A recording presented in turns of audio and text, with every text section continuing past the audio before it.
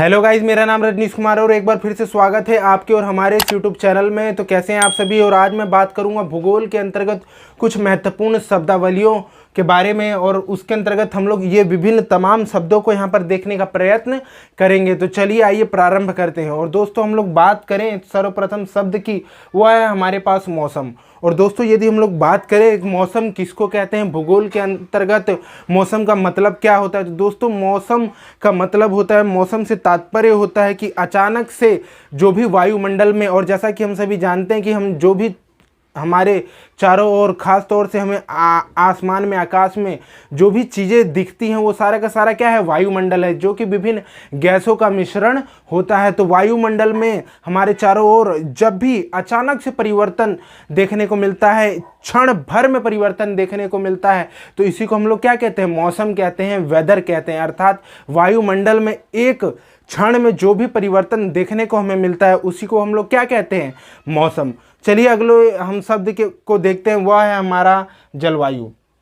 तो दोस्तों जलवायु किसको कहते हैं, जलवायु की यदि हम लोग बात करें, क्लाइमेट की यदि हम लोग बात करें, तो जलवायु से तात्पर्य होता है मौसम से बड़ी अवधारणा। और एनसीईआरटी पुस्तक के अंतर्गत यदि हम लोग बात करें तो लगभग 30 वर्षों के अंतर्गत जो वायुमंडल के अंतर्गत जो विभिन्न अवस्थाएं होती हैं मौसम की, चाहे उसमें गर्मी हो, चाहे बरसात हो, चाहे बर्फ पड़ना हो, इत्यादि जो मौसम की अवस्थाएं होती हैं उनका लगभग 30 वर्षों का एवरेज जब हम लोग लेते हैं तो उसी को हम लोग क्या कहते हैं, जलवायु अर्थात क्लाइमेट। और दोस्तों यदि हम लोग बात करें तो हमारे पूर्वज भी हमें आज बताते हैं कि किस तरह से लगभग उनके समय में अर्थात 30 साल 40 साल पहले किस तरह से जो जलवायु हुआ करती थी, जिसके अंतर्गत गर्मी जो हुआ करती थी कम पड़ती थी, लेकिन आज यदि हम लोग देखें वो बताते हैं कि आज गर्मी ज़्यादा पड़ती है। तो कहीं ना कहीं यह जलवायु का एक सर्वोत्तम उदाहरण है और इसी को हम लोग क्या कहते हैं, जलवायु।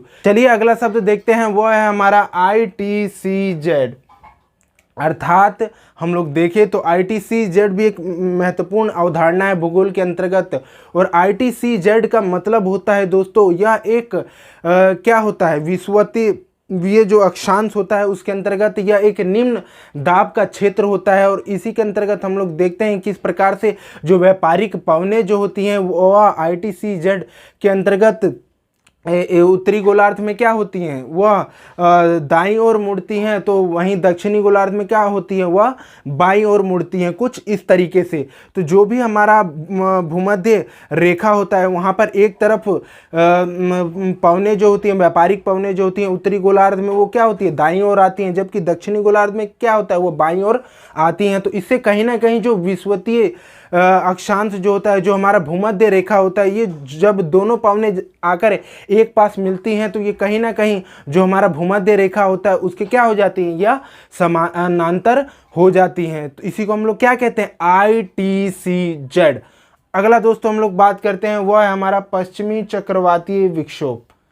और दोस्तों यदि हम लोग बात करें कि पश्चिमी चक्रवातीय विक्षोभ क्या होता है, तो दोस्तों जैसा नाम से ही पता चल रहा है, पश्चिमी चक्रवातीय विक्षोभ अर्थात पछुआ पवनें। और अधिकतर आपने सुना होगा कि सर्दियों के मौसम में भी कि पछुआ पवनें चल रही हैं, अर्थात पश्चिमी हवाएं चल रही हैं, इसीलिए इसको पश्चिमी चक्रवातीय विक्षोभ के नाम से जाना जाता है। और इसके अंतर्गत भूमध्य सागर से उत्पन्न हुई जो भी पश्चिमी हवाएं जो होती हैं, जो भारत के पश्चिमी दिशा की ओर प्रवेश करती हैं, और ख़ास तौर से उत्तर पश्चिमी दिशा और उत्तर दिशा में यह हवाएं प्रवेश करती हैं। और इनके कारण हम लोग देखते हैं कि व्यापक स्तर पर उत्तर और उत्तर पश्चिमी जो भारत होता है वहाँ पर व्यापक स्तर पर वर्षा होती है। और इन वर्षा के कारण ही जो भारत में जो रबी की जो फसल होती है उनके लिए भी काफ़ी लाभदायी होती है शीत ऋतु में। इसी को हम लोग क्या कहते हैं, पश्चिमी चक्रवातीय विक्षोभ।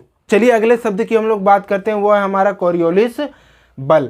तो दोस्तों हम लोग जानते हैं कि कोरियोलिस बल अर्थात कोरियोलिस बल क्या होता है। कोरियोलिस बल के अंतर्गत जो पृथ्वी होती है वो परिक्रमा तो करती ही है, साथ ही साथ वह क्या करती है, घूर्णन भी करती है, अपने अक्ष पर भी वो क्या करती है, रोटेट करती है, घूमती है। तो उसके घूर्णन के कारण क्या होता है, पृथ्वी के एक बल उत्पन्न होता है, उसी को हम लोग क्या कहते हैं, कोरियोलिस बल। और यह जो बल होता है इसी को हम लोग फेरेल के नियम से भी जानते हैं।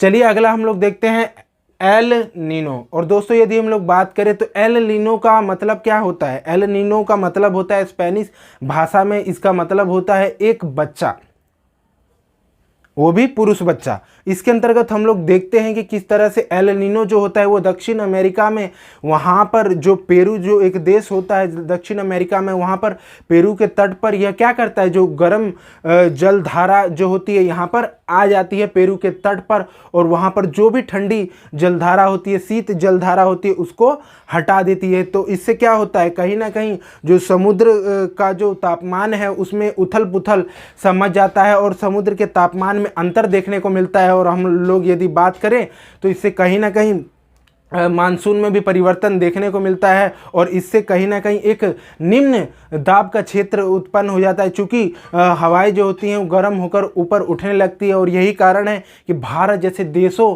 में इसका प्रतिकूल प्रभाव पड़ता है, मानसून के स्तर पर प्रतिकूल प्रभाव पड़ता है। और इसी वजह से हम लोग देखें तो इससे क्या होता है कि भारत जैसे देशों में भी सूखा पड़ता है। और चूंकि यह अधिकतर क्रिसमस के समय आता है, इसीलिए हम लोग इस बच्चे को बेबी क्राइस्ट के नाम से भी जानते हैं। और दोस्तों वहीं हम लोग बात करें तो ला नीना दोस्तों जस्ट इसके विपरीत अवधारणा है। ला नीना का तात्पर्य होता है, मतलब होता है एक महिला बच्चा, अर्थात एक स्त्री बच्चा ला नीना का मतलब होता है। और दोस्तों यदि हम लोग बात करें तो एल नीनो जहां एक तरफ हमारे लिए लाभदायी नहीं होता था, अर्थात जिसके कारण सूखा पड़ता था, वहीं ला नीना के कारण क्या होता है, यहाँ पर हम लोग को बाढ़ देखने को मिलता है। चूँकि इससे कहीं ना कहीं क्या होता है, एक उच्च वायु दाब का क्षेत्र उत्पन्न होता है, और ला नीना के कारण ही हम लोग देखें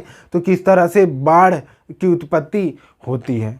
लेकिन हम लोग दोस्तों यदि देखें, चाहे वो ला नीना हो चाहे एल नीनो हो, ये दोनों ही अचानक से एकाएक नहीं आ जाते, कई साल इनको आने में लगते हैं, और कई सालों के उपरांत इनकी उत्पत्ति होती है, चाहे वो गर्म जलधारा से हो चाहे वह ठंडी जलधारा से हो। और बड़े और व्यापक स्तर पर जो समुद्र का तापमान है उसमें परिवर्तन लाने का कार्य करते हैं, और साथ ही साथ मानसून में भी परिवर्तन लाने के माध्यम से विभिन्न देशों को ये प्रभावित करते हैं।